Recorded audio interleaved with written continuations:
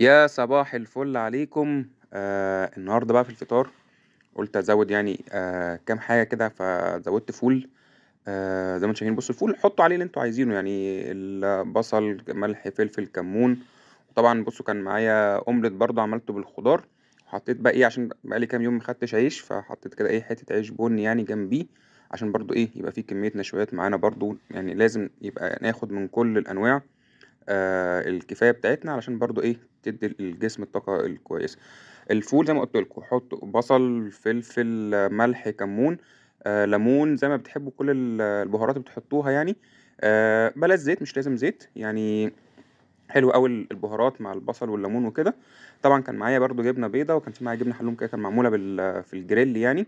وطبعًا ما ننساش زي ما إحنا متّفقين الخضروات بتاعتنا، أي نوع خضروات موجود هيبقى مفيد جدًا، خيار، فلفل، كابوتشا، وده كان الفطار بتاعي.